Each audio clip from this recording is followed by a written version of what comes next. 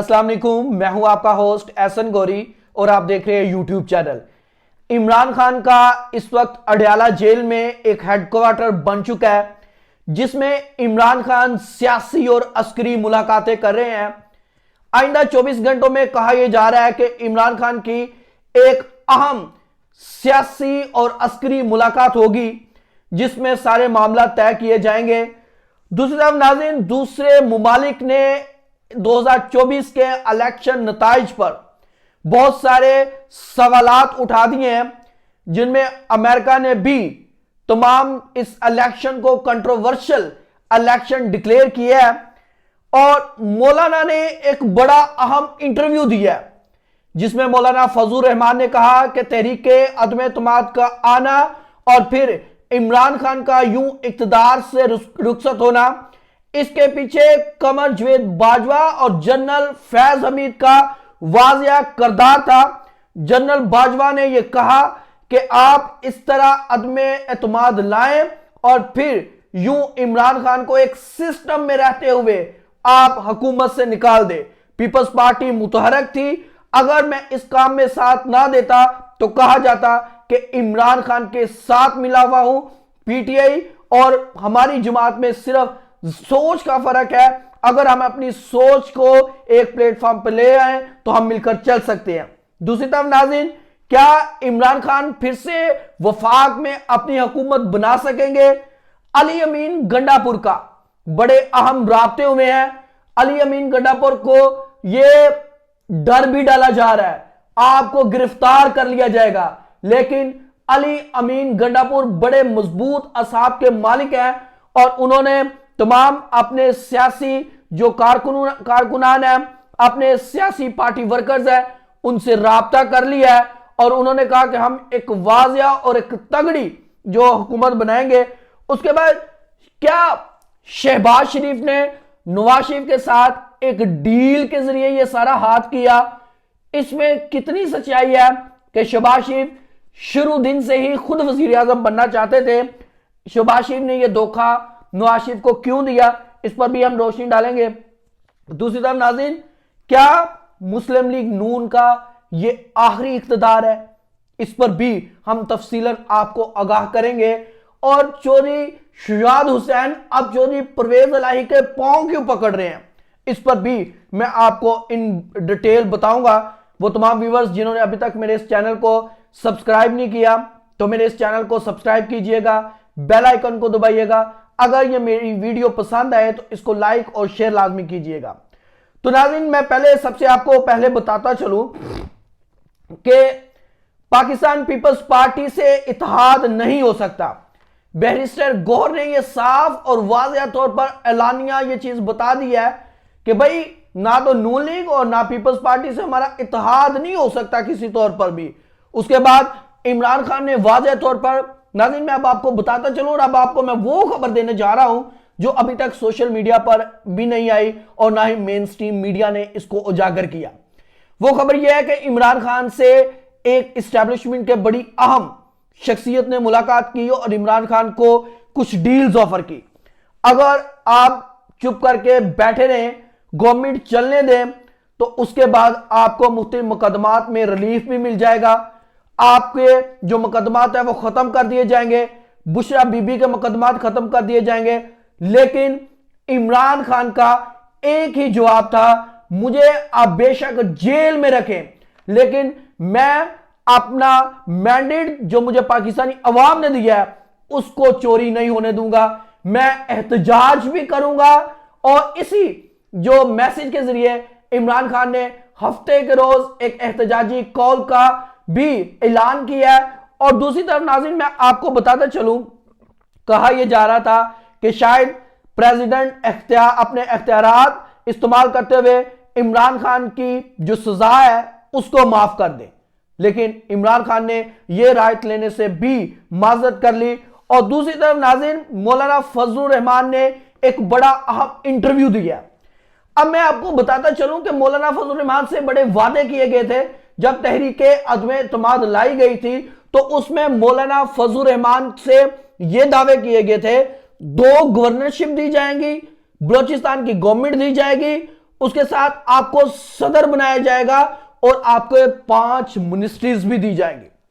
लेकिन अब मौलाना फजल रहमान के हाथ जब कुछ नहीं आया तो फिर मौलाना फजल रहमान, और मैं आपको एक बात बताता चलूं, मैंडेट किसी का भी चोरी हो, चाहे वो पाकिस्तान तहरीक इंसाफ हो, चाहे वो मौलाना फजल रहमान की जमात हो, पीपल्स पार्टी हो, नून लीग हो, MQM हो, जितनी भी पार्टीज हो, उसमें ऐसे नहीं हो सकता कि आप किसी जीती हुई पार्टी का मैंडेट चोरी करें। दूसरी तरफ नाज़रीन, हालात स्टेबल नहीं हो रहे, इलेक्शन हो गए, कहा यह जा रहा था कि इलेक्शन के बाद फौरी तौर पर सियासी स्टेबिलिटी आ जाएगी, लेकिन अभी तो किसी तौर पर यह सियासी स्टेबिलिटी नजर नहीं आ रही। मौलाना फजल रहमान वाज़ेह तौर पर जिस तरह धांधली की गई उसके शवाहिद पेश कर रहे हैं। MQM ने पूरी जिंदगी में इतनी नशिस्तें हासिल नहीं की। इमरान खान का यह कहना है, इंटरनेशनल मीडिया का यह कहना है कि इमरान खान की जो आजाद उम्मीदवार है उनकी वाज़ेह अक्सरियत मौजूद है। इमरान खान ने 2/3 अक्सरियत ली, लेकिन अभी तक उसको माना नहीं जा रहा। इंटरनेशनल मीडिया अल जजीरा ने आज जो कुछ छापा, अगर वो मैं आपको साफ तौर पर आगे रख दूं, अगर मैं आपको बयान कर दूं, तो फिर मैं आपको कई सालों तक नजर नहीं आऊंगा। जितने दिनों जो अल जजीरा ने लिखा, जो सवालात उठाए, जो हमारी स्टैब्लिशमेंट पर सवालात उठाए, जो हमारी ब्यूरोक्रेसी पर सवालात उठाए, जो हमारे आरोज पर सवालात उठाए, यकीनन वो सवालिया निशान है कि हमारा मुल्क किस तौर पर जा रहा है। इंटरनेशनल मीडिया हर जरीदे में हर रोज नया जरीदा आता है जिसमें वो बयान कर रहे हैं कि पाकिस्तान में वोट चोरी हुआ, और ये चोरी करने वाले कौन है वो भी वो बता रहे हैं। अमेरिका ने भी अब तो मुतालबा कर दिया है कि किसी तौर पर भी किसी को किसी का मैंडेट चोरी करने का हक नहीं है। दूसरे मुल्कों से, चाइना, फ्रांस, कनाडा, ऑस्ट्रेलिया और अमेरिका जैसे बड़े ममालिक से भी आवाजें उठ रही हैं कि इलेक्शन की शफाफियत पर हमें शक है कि आपने नतीजे चेंज किए। पाकिस्तान में जमहूरियत मजबूत किस तरह हो सकती है अगर पाकिस्तान में फ्री एंड फेयर इलेक्शन हो? हुजूरे वाला, दुनिया नहीं मानेगी। आप करके देख लें, आपने करके देख लिया, लेकिन लोग अपने नजरिए से पीछे हटने को तैयार नहीं है। लोगों ने अपने वोट से आपको बीट कर दिया है। अब आप मान लें कि आपके लोग बाशऊर हो चुके हैं। मैं अगर नून लीग की जगह होता तो इतना जलील ना होता, बल्कि मैं नून लीग ये कहती कि भाई जो वाज़ेह अक्सरियत में है वो अपना जो हुकूमत बनाने का हक रखे और हुकूमत बनाए। किस तरह हो सकता है कि एक बंदे के पास 40 सीट्स सिर्फ 50 सीटें हैं और वो विनिंग स्पीच कर रहा है, और जिसके पास 100 सीटें हैं उनको आप दोबारा के साथ लगा रहे हैं? ऐसे नहीं होता और ना लोग होने देंगे। उसके बाद नाज़रीन, धांधली की वजह से हमारे मुल्क की जो दुनिया भर में मकबूलियत हुई, ये बहुत ही शर्मनाक बात है। हमें ऐसे ट्रेंड से, ऐसी बातों से ग्रेज करना चाहिए ताकि लोग हमें एक खुद मुख्तार और एक अच्छा मुल्क जाने।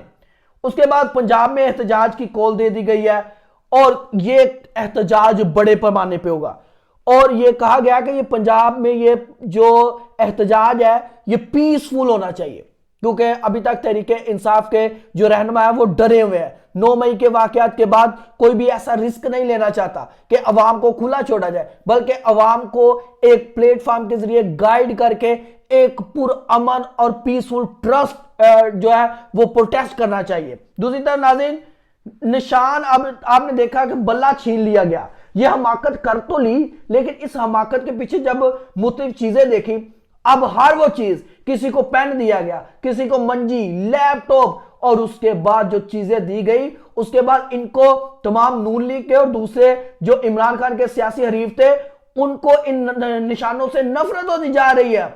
मैं सुनने वालों ने यह भी कहा कि जिस तरह यास्मीन राशिद और नवाज शरीफ की जो सीट पर बहस छिड़ी हुई है, मरियम नवाज कई बार अपना लैपटॉप तोड़ चुकी हैं क्योंकि यास्मीन राशिद का निशान लैपटॉप था। जिस तरह बुरे बुरे निशाना दिए गए, लेकिन उसके बाद भी जो परफॉर्मेंस थी इन आजाद उम्मीदवारों की वो सबके सामने है।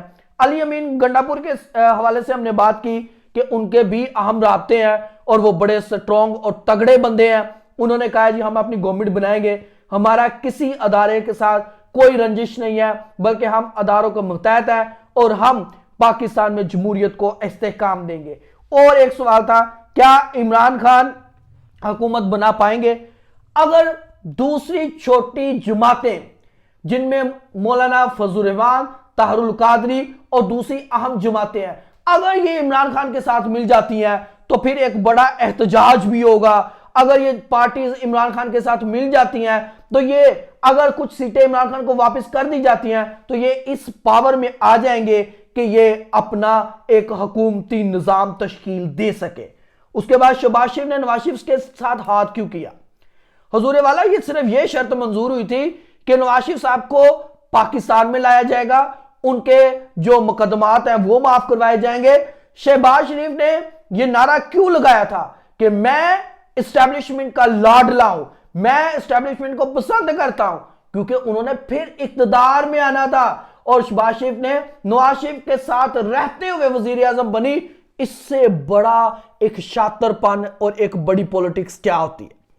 जिस तरह रहील असगर को हरवाया गया, यह भी आपके सामने है, क्योंकि रहील असगर कहते थे, शेर रहील असगर कहते थे जी मैं आजाद उम्मीदवार खड़ा हो जाऊंगा। उसके बाद उन्होंने वसीम कादर के साथ अलायंस किया और रातों रात ये बात बन गई और शेर रहील असगर को साइड लाइन कर दिया गया। इसी तरह के शहबाज शरीफ और भी बड़े अहम धोखे करने में कामयाब रहे। उसके बाद क्या मुस्लिम लीग नून का आखिरी इक्तदार था? अभी यह कहना कबल उस वक्त है कि यह इक्तदार बनेगा भी या नहीं। यह जो पार्लियामेंट बनने जा रही है, यह खुद तमाशा लगाने वाले बताएंगे कि यह तमाशा क्या होता है।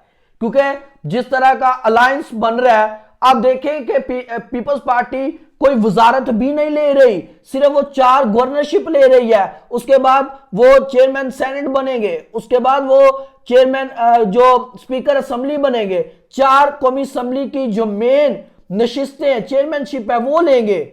उसके बाद जो सही तौर पर जो सारी कारकर्दगी सामने आएगी वो नून लीग की सामने आएगी। नून लीग को शर्मिंदा होना पड़ेगा। जिस तरह 14 माह की गवर्नमेंट करने के बाद बिलावल भुट्टो अपने तमाम फैसलों में आजाद थे, उन्होंने बड़ी भरपूर कंपेन की और भरपूर इबरत का निशाना भी बनाया। भरपूर उन्होंने इस पे जो बोलते भी रहे कि किस तरह शहबाज शरीफ ने तमाम निजाम को किया और जरदारी नून लीग के इस सारे निजाम को नंगा करने जा रहे हैं। और वो बता देंगे कि अब पहले उन्होंने फेडरल में नून लीग की गवर्नमेंट खत्म की और अब बहुत जल्दी पंजाब में भी आसफ अली जरदारी नून लीग की गवर्नमेंट खत्म कर देंगे। और आप देखिएगा कि आइंदा आने वाले दिनों में शहबाज शरीफ जो ही इक्तदार संभालेंगे, एक दफा फिर इकोनॉमिक क्राइसिस आएगा, चीजों का जो रेट है वो बढ़ेगा, बिजली, पानी, गैस, इन्फ्लेशन रेट बढ़ेगा और फिर नून लीग की सियासत,